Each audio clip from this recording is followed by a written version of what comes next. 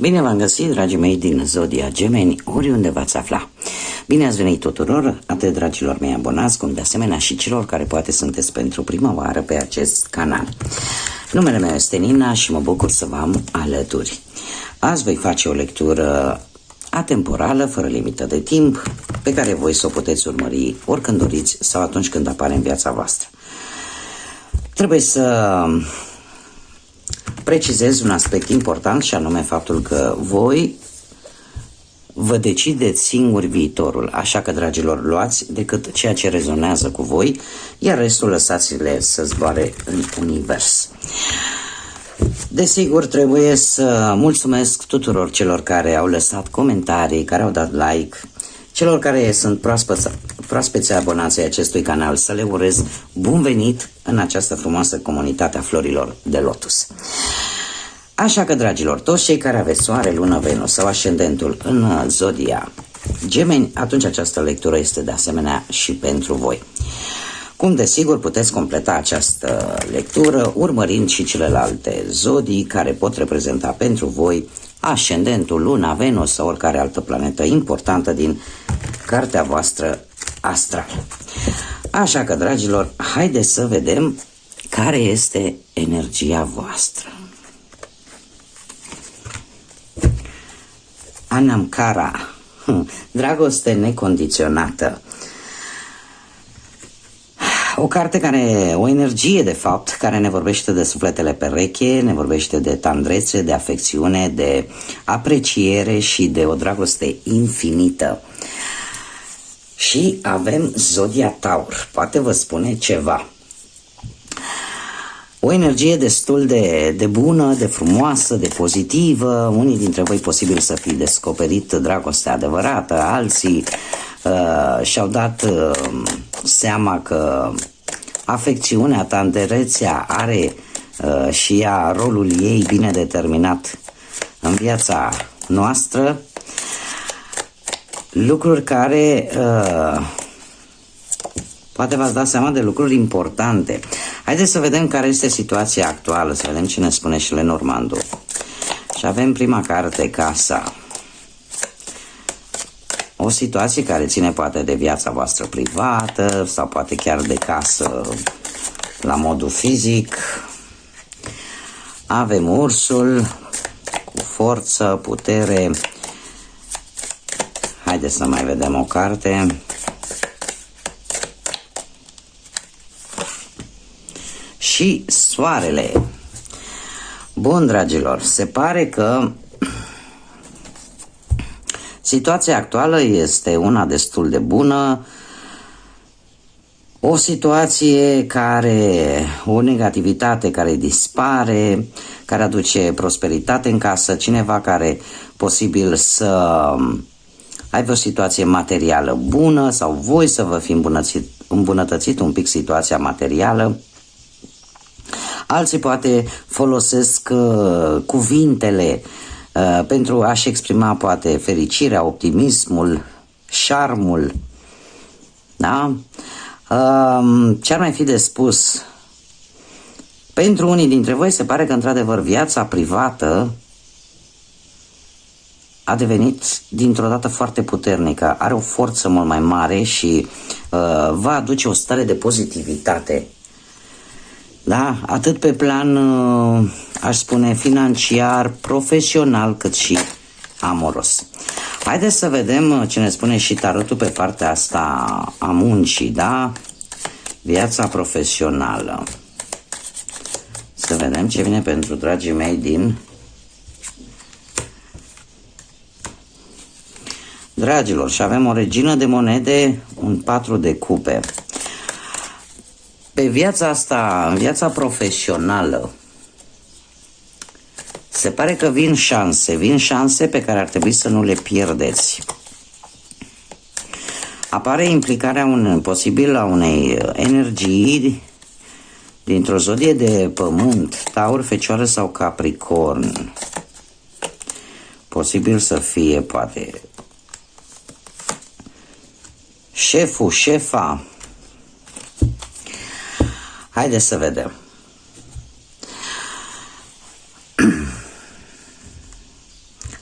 Deci avem regina de monede, 4 de cupe, arcanul major, moartea și spânzuratul.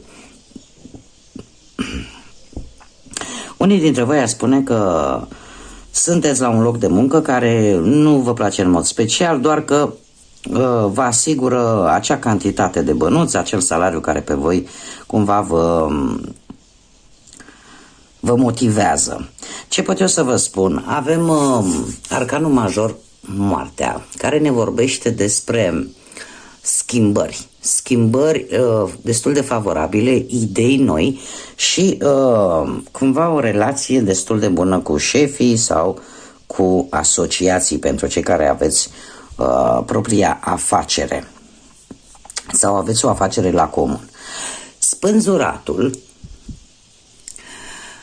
vine cu o posibil, cum să spun eu, va fi nevoie să faci un sacrificiu. Va fi nevoie să accepti poate anumite lucruri legate de viața profesională pentru ca ceva să se dea, pentru a avea un rezultat favorabil. Pentru alții, spânzuratul ne poate vorbi de a privi pe ansamblu o anumită situație profesională și în felul ăsta să-i găsești o soluție, cea mai bună soluție pentru a rezolva această situație. De asemenea, unii dintre voi, e posibil să aveți la locul de muncă destul de multe nemulțumiri. Vreți să faceți o transformare, așteptați o schimbare, problema este că nu se știe cât timp veți aștepta sau dacă se merită să așteptați. Și ca să nu vă las chiar așa, haideți să mai clarificăm un pic spânzuratul. Clarificăm spânzuratul, te rog.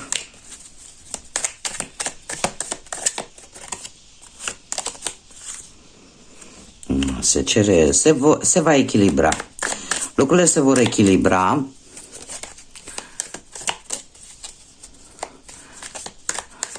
De adevăr, munca este destul, pentru unii dintre voi, jobul pe care îl aveți este destul de stabil, chiar dacă voi, nu știu, orică sunteți plictisiți, orică vi s-a luat, orică este o activitate care nu prea vă place. Trebuie să vă spun că cel puțin unii dintre voi veți lua drumul pribegiei, ca să zic așa, și deja vi se cam întipărește așa în minte ideea de a schimba locul de muncă, de a găsi, a pleca către alte zări cu acest 6 de spade. Tocmai pentru că încercați să vă echilibrați, încercați să vă găsiți un echilibru și probabil că veți privi situația dintr-un alt unghi, dintr-o altă perspectivă și în felul ăsta unii dintre voi chiar vor lua decizia de a lăsa poate această afacere sau acest loc de muncă și a vă îndrepta atenția către alte zări. E posibil ca unii dintre voi chiar să plece într-o călătorie de afaceri sau de muncă. Posibil să începeți o muncă, aș zice, relaționată cu apa sau cu transportul. Nu știu, să lucrați pe un mijloc de transport sau de ceva ce are legătură cu acest element. Da? Mergem mai departe. Haideți să vedem cu banii. Este foarte interesant pentru că această regină de monede, în mod normal, ne vorbește de progrese. Deci voi ați făcut progrese acolo unde aveți jobul. Totuși. Dar e ceva care vă nemulțumește cu acest 4 de cupe. Nu știu, poate unii dintre voi, de exemplu, care căutați un loc de muncă, șanse vin, oportunități au venit sau încă sunt. Problema este că trebuie să știți pe care să le luați, pentru că cei care căutați un loc de muncă, da, aveți cumva posibilitatea de a găsi un nou job bun pentru voi, dar trebuie să priviți situațiile, cum să spun, dintr-o altă perspectivă, în așa fel încât să vă echilibrați și să găsiți jobul pe care voi îl căutați. Pe parte materială avem un nou frumos de monede care îmi vorbește de o independență la nivel financiar, o reușită pe plan personal, bănuți pe care voi să-i obțineți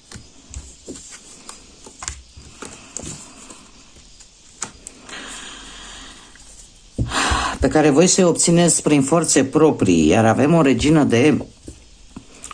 regină de spade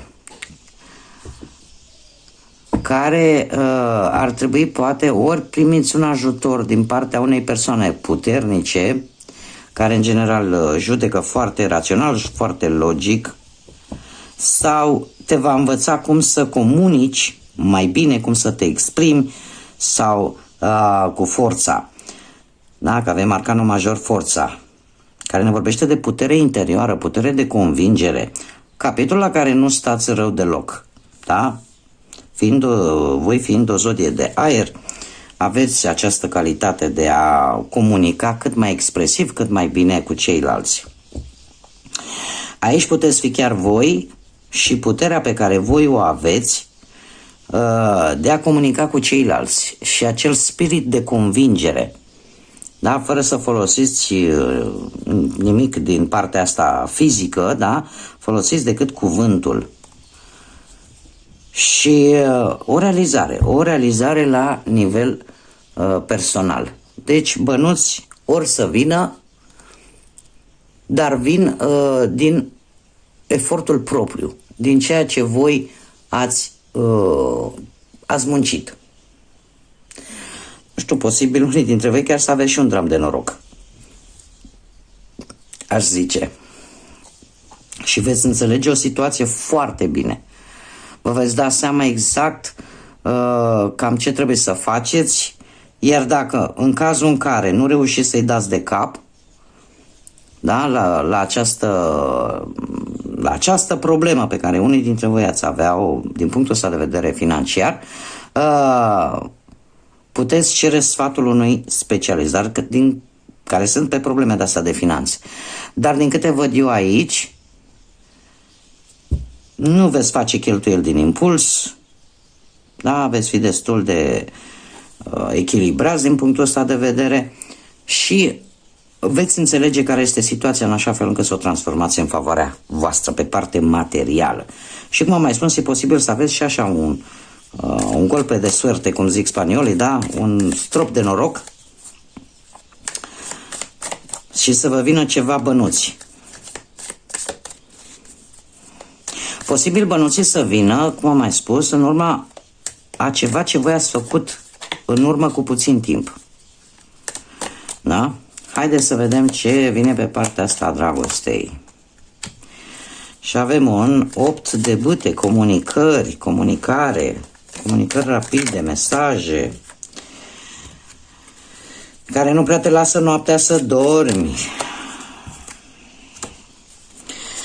Poate cu cineva dintr-o zodie de apă, dragilor, cineva romantic, cineva care spune vorbe frumoase, care emană romantism prin toți porii, un semn de apă posibil, Rac, Pești sau Scorpion, dar care pe voi, asta să vedem, clarificăm cavalerul de cupe, pe voi nu știu cum să spun, aceste mesaje vă cam țin nopțile trezi, nu prea dormiți. Sau unii dintre voi chiar puteți avea un pic de stres vis-a-vis de această energie, de această persoană. Clarificăm cavalerul de cupe, te rog. Păi da, avem. Pentru că mai avem un cavaler, de data aceasta de monede. Avem două persoane cu zodii de apă, posibil Rac, Pești, Scorpion, sau zodii de pământ, Taur, Fecioară, Capricorn.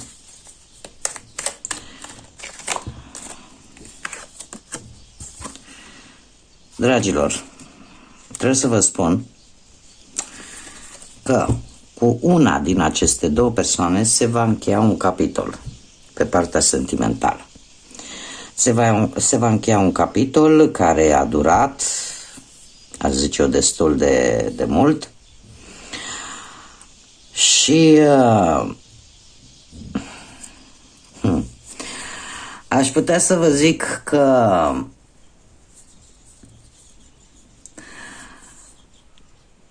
într-adevăr, pe partea sentimentală, unii dintre voi chiar aveți ceva de rezolvat și ceva serios cu acest 8 de monede. Asta vă dă bătăi de cap, asta vă face să nu prea dormiți noaptea și să fiți un pic stresați.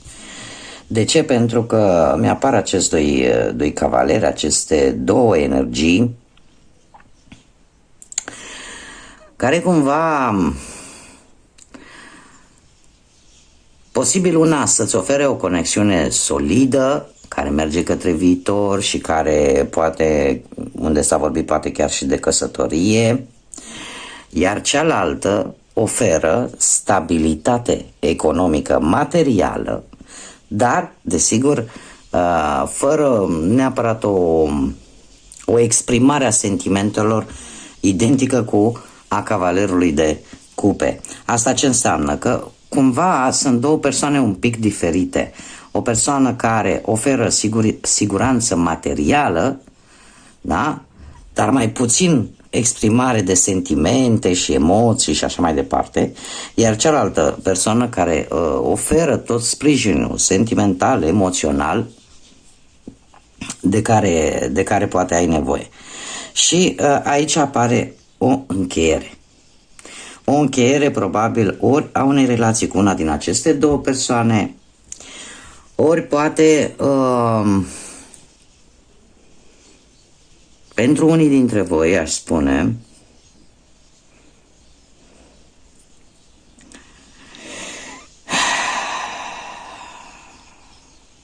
este foarte, foarte interesant. Nu știu, cei de care sunteți într-o relație, care încă sunteți într-o relație,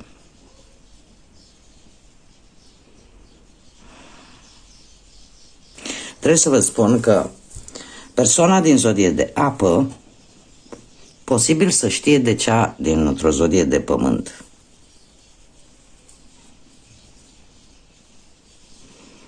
Iar practic, încheierea de etapă din viață, încheierea de relație, haideți să vedem între cine poate fi. Cine încheie această relație? Clarificăm lumea, te rog. Lumea, în general, anunță pentru unii dintre voi venirea unui copil pe lume. Anunță poate logodnă. Da? Mai ales pentru cei care sunt într-o relație.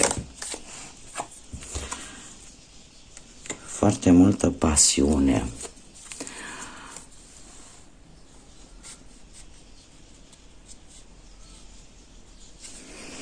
Se pare că dacă va exista înțelegere, după încheierea acestei etape veți avea o perioadă destul de bună din punct de vedere relațional. Din punct de vedere relațional va urma o perioadă foarte bună, cu multă pasiune. Tind să cred, dragilor, haideți să mai scoatem niște cărți. Tind să cred că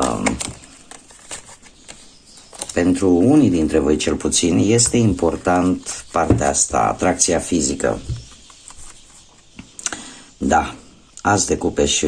Dragilor, trebuie să vă spun că cel puțin mie asta mi-arată cărțile, după încheierea acestui ciclu, acestei etape din viața voastră sentimentală, va urma un început foarte plin de pasiune, foarte plin de iubire cu cineva dintr-o zodie de pământ. Acum, acest și care are un suport financiar destul de bun. Deci să înțeleg că parcă sentimentele ca sentimentele, cum rămâne cu bănuții. Și se pare că pentru unii dintre voi, cel puțin, relația continuă cu o persoană dintr-un semn de pământ sau care are planete destul de multe în zodii de pământ, Taur, Fecioară sau Capricorn. E, acum, ca să nu vă las cu ochii în soare, hai să vedem și cavalerul ăsta de cupe și care-i problema lui. din păcate va rămâne cu inima frântă. Ce pot eu să vă spun vis-a-vis de acest cavaler de cupe? Că e posibil să fie și un pic manipulator, dar să știți că sentimentele au fost sincere și sunt sincere. Doar că, din păcate, dacă ați fi, poate unii dintre voi, dacă veți alege, cum să spun eu, va fi așa un suișuri și coborâșuri. Suișuri și coborâșuri, dar acest cavaler de cupe va rămâne cu inima frântă. Va rămâne cu inima frântă și cu dragostea care v-a purtat-o sau care vă poartă. Dar mie mi-apare că această închidere de etapă va fi pentru cineva dintr-o zodie de pământ. Bun, haideți să vedem ce ne spun fazele lunare, da? Ce mesaj mai au pentru voi?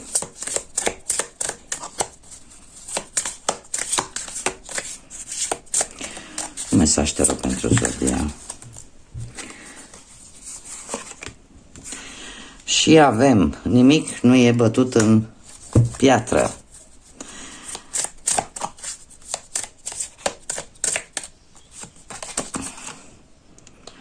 Și avem nodul sud.